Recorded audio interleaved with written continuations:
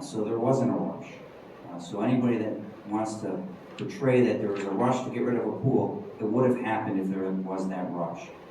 The reality will be is that we will be paying over $500,000 in the next decade as our hydro revenue drops off from a $6 million revenue.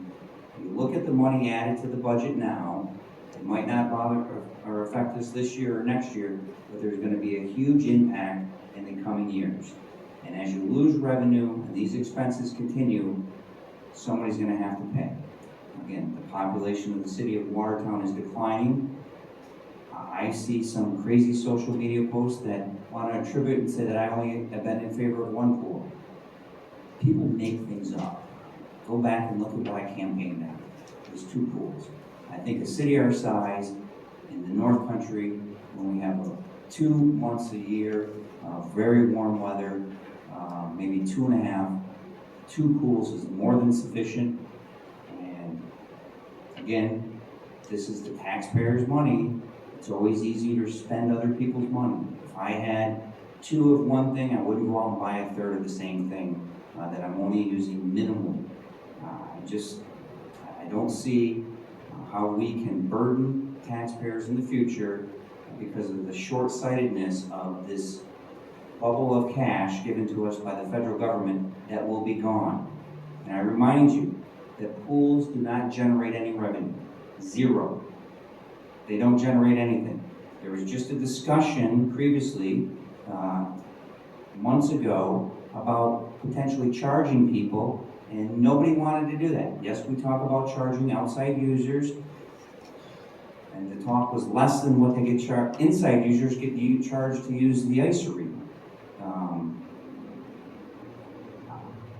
Nowhere are you going to come to meeting that cost that's projected in the future.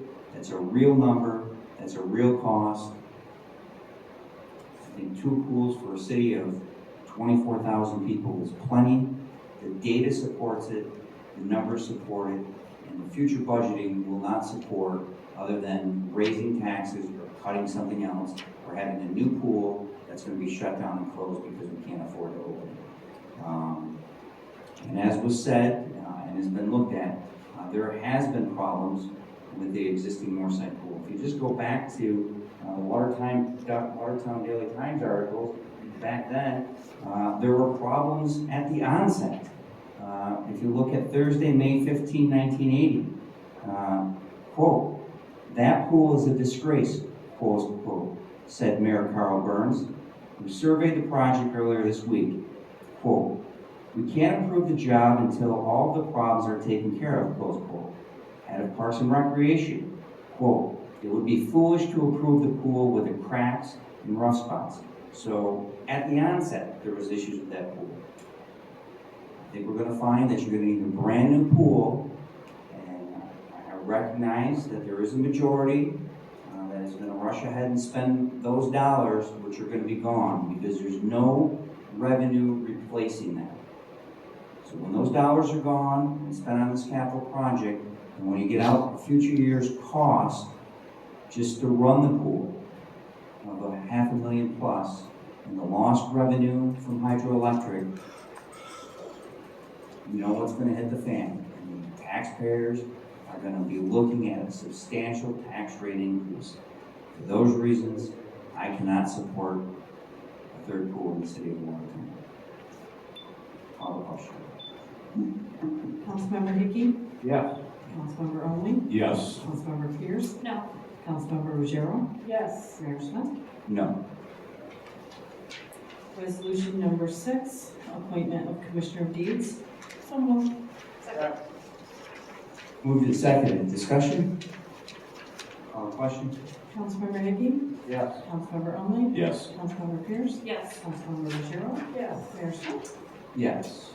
Resolution number 7, selecting David Grieco as the artist for the DRI Public Art Project.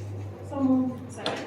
Moved and seconded on selecting Mr. David Grieco as the artist for the DRI project. Mr. Grieco has so kindly come in from LA for the nice remembrance of weather in the North Country that he so much missed.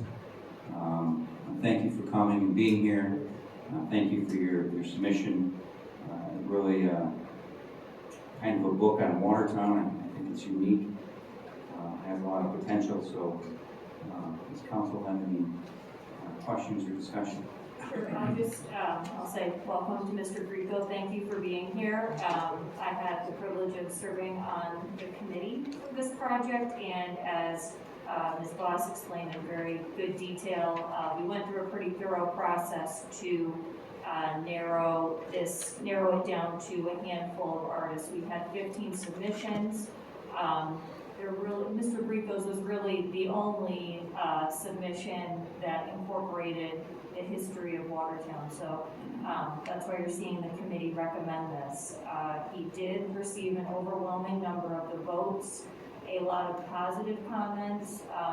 That said, I do recognize that there were comments from people who didn't support any of the art projects. And I think it's important to note at this point that I think there might have been a little bit of a misconception amongst the public that we were just allocating money to build something artistic downtown. This is just to make it clear for the public, grant funding that we got through the DRI that we are required to spend on a public art project. So just to clear that up for the public. So that's how we got to this point.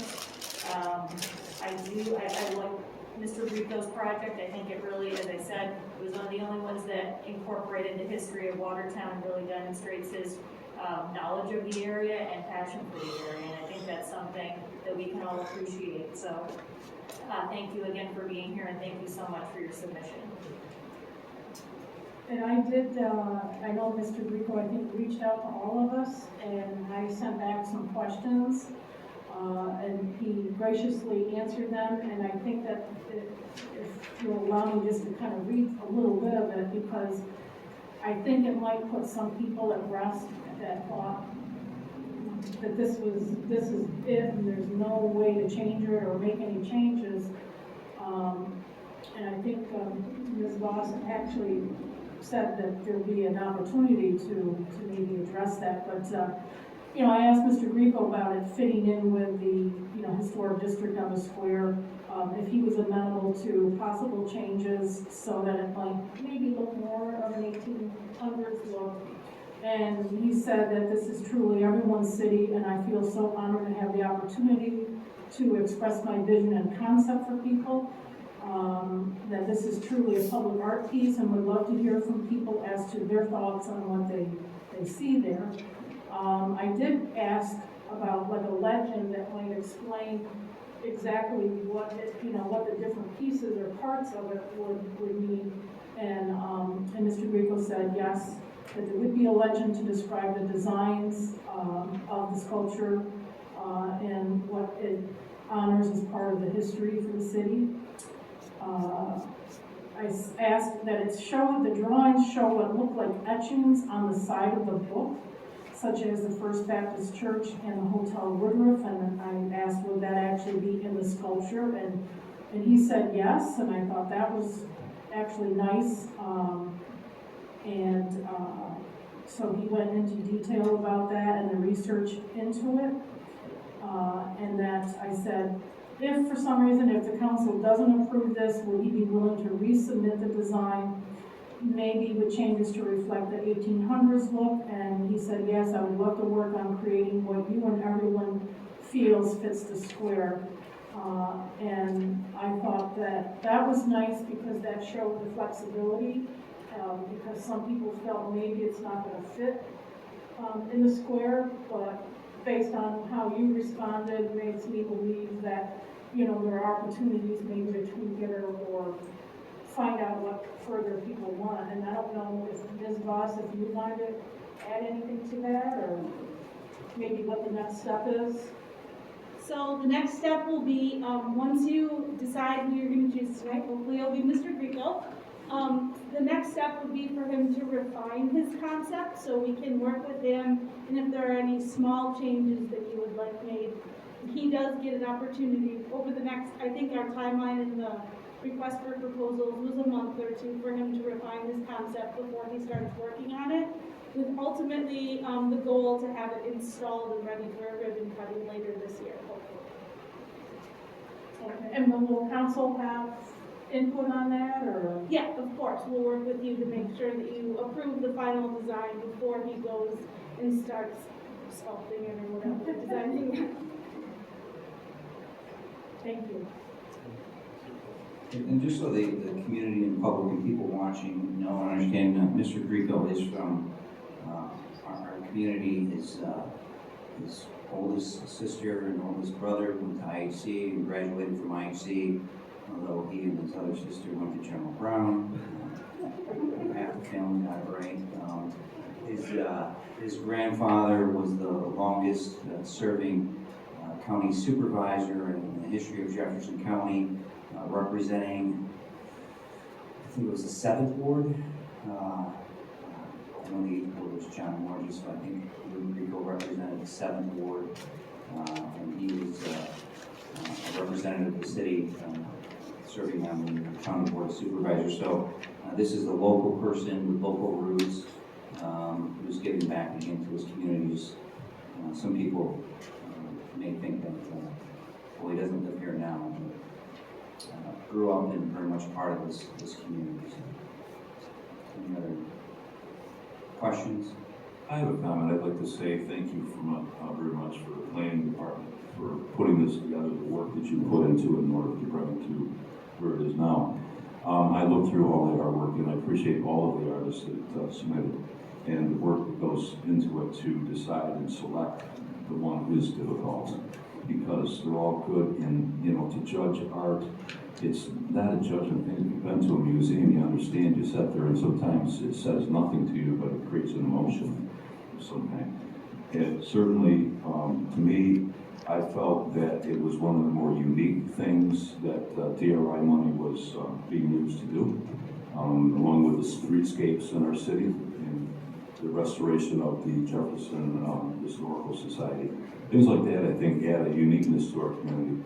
And also, it helps to create what I believe we need when people come through our city and visit here as you're driving through, a wow factor, WOW. They leave with an impression of a community who has an interest in seeing us grow and in your artwork. Mr. Grieco has certainly contributed to that. I appreciate it. And so, yes, very nice. Thank you for traveling and being here and all the information and looking through all the selections. What I'd also like to say is I would be